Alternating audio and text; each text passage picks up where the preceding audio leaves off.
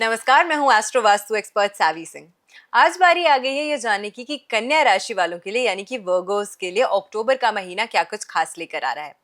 ग्रहों के गोचर की बात करेंगे, ट्रांजिट की बात करेंगे, जिससे आप और बेहतर तरीके से ये समझ सकते हैं कि अक्टूबर का महीना किस तरीके से आपके जीवन में आपके स्वास्थ्य को, आपके संबंधों को, आपके धन को, आपके बिजनेस को, आपके व्यवसाय को प्रभावित कराए।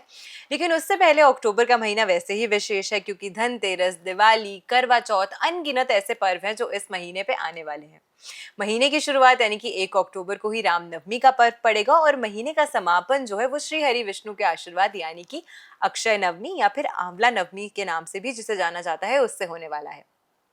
तो इन 31 दिनों के लंबे समय के बीच में कई सारे ऐसे पर्व हैं, कई सारे ऐसे फेस्टिवल्स हैं, कई सारे ऐसे त्योहार हैं जो पड़ने वाले हैं, जो आपके जीवन में ढेर सारी खुशियां और ढेर सारा सौभाग्य जो है वो आपको प्रदान करते हैं। तो सबसे पहले हम पंचांग जान लेते हैं कि इस महीने के दौरान कौन से पर्व पड़ रहे हैं, कौन से फेस्टिवल्स आपको कब सेलिब्रेट करने हैं, किस विधि से सेलिब्रेट करने हैं, और फिर हम जानेंगे कि आपके लिए ये जो महीना है वो क्या कुछ खास लेकर आ रहा है। और साथ के साथ क्योंकि दिवाली का समय है, धनतेरस का समय है, माँ लक्ष्मी को प्रसन्न करने का समय है, तो कौन सी एक ऐसी रेमेडी, कौन सा एक ऐसा महा उपाय होने वाला है जो आपको इस महीने के दौरान जरूर करना चाहिए, जिससे आपको स्वास्थ्य में वृद्धि, धन में वृद्धि, व्यवसाय में वृद्धि और आपको आपके जीवन में हर एस्पेक्ट में खुशी की प्राप्ति हो सके।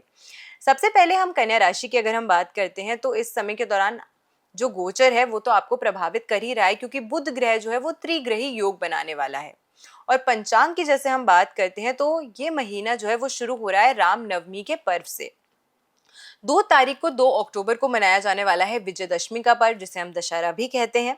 8 अक्टूबर से शुरू हो जाएगा कार्तिक मास का समय और ये महीना जो है कार्तिक मास का वो 5 नवंबर तक रहने वाला है। और इस समय के दौरान अगर आप नियमित रूप से अपने घर में तुलसी माँ की पूजा करते हैं, तुलसी मैया की पूजा करते हैं, तो उससे आपको बहुत ही अच्छा लाभ अपने जीवन में देखने को मिलता है।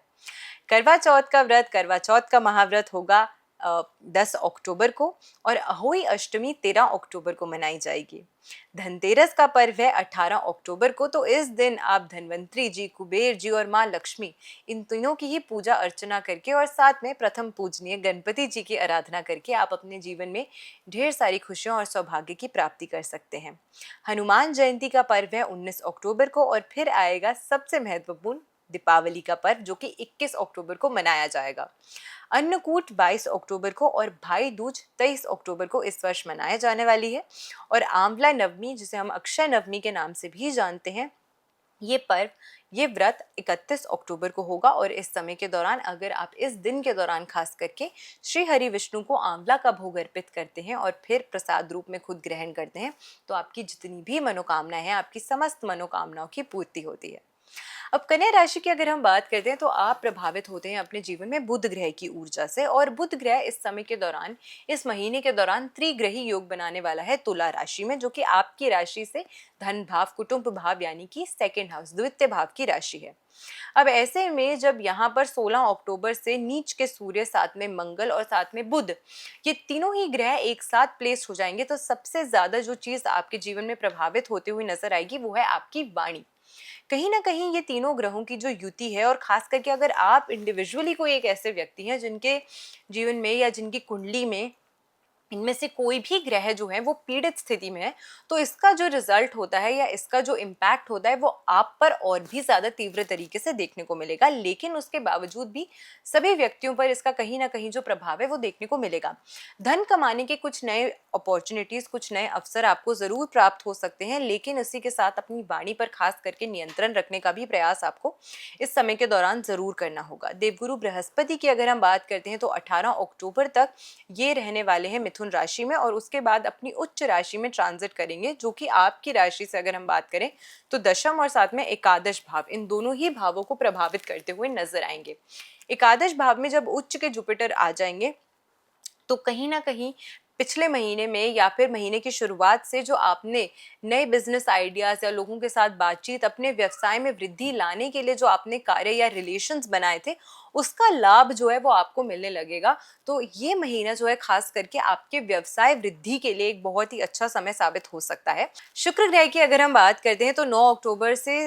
अक्टूबर तक सिंह राशि में और फिर कन्या राशि में ट्रांजिट करेंगे, जो कि आपकी राशि से अगर हम बात करते हैं तो 12वें भाव और फिर आपकी ही राशि यानी कि आपकी लग्न राशि को प्रभावित कर रहे हैं। और ये दोनों ट्रांजिट भी जो है कहीं ना कहीं आपका इसका इम्पैक्ट जो है सबसे ज्यादा वो आपके स्वास्थ्य पर ही, आपकी मेंटल और आपकी फिजिकल हेल्थ पर पड़ने वाला है। शनि सप्तम भाव में रेट्रो हो रहे हैं, तो वो लोग खास करके जो अपने जीवन में इस समय के दौरान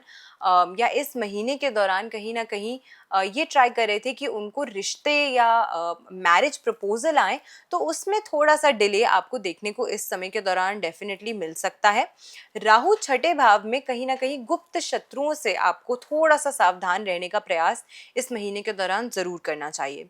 व्यवसाय वृद्धि के अवसर आपको अच्छे प्राप्त हो सकते हैं। वाणी पर अपने नियंत्रण जरूर रखिएगा और साथ के साथ पैसे कमाने के नए अवसर आपको प्राप्त इस महीने के दौरान अवश्य होते हुए नजर आएंगे। आपके मान सम्मान, आपकी प्रतिष्ठा में वृद्धि होती हुई भी काफी सारे लोगों को इस महीने के दौरान नजर आने वाला है। तो ओवरऑल अगर हम बात करते हैं तो थोड़ा सा कहीं ना कहीं अपने स्वास्थ्य से संबंधित या रिश्तों से संबंधित परेशानियां आपको झेलनी पड़ सकती है, लेकिन धन कमाने के, व्यवसाय वृद्धि के और ओवरऑल सोशल इंटरैक्शंस को मजबूत करने के लिए, नेटवर्किंग को बेहतर करने के लिए ये महीना जो है वो आपके लिए काफी ज्यादा फेवरेबल साबित हो सकता है।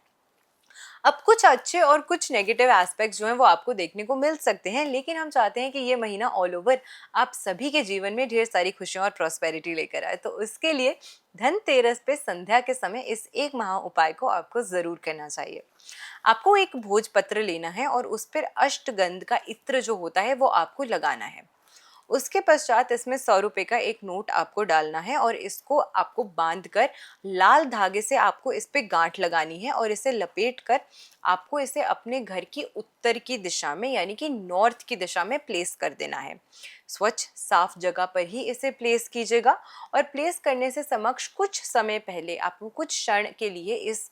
जो रेमेडी है, जो उपाय है, इस भोजपत्र को आपको अपने घर के मंदिर में जरूर रखना चाहिए। माँ लक्ष्मी के समक्ष एक शुद्ध देसी घी का दीपक प्रज्वलित करके संध्या के समय, धनतेरस की पूजा के समय। इस तरीके से अगर आप इस रेमेडी को करते हैं तो आपको आपके जीवन में ढेर सारी नई अपॉर्चुनिटीज जो है वो प्राप्त होती हैं,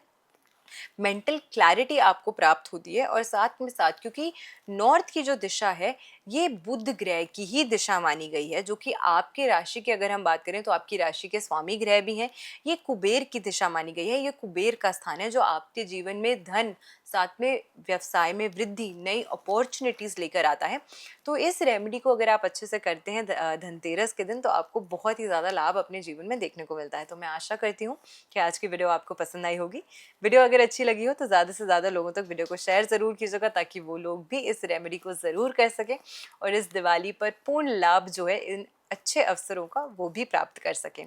तो आप सभी को, आप सभी के परिवारजनों को हार्दिक शुभकामनाएं हैं दिवाली के महापर्व की। हम आशा करते हैं कि ये पर्व आपके लिए ढेर सारी खुशियां और सौभाग्य लेकर आए। ऐसा ही अपना प्यार हम तक यूं ही पहुंचाते रहिएगा। नमस्कार, जय माता दी।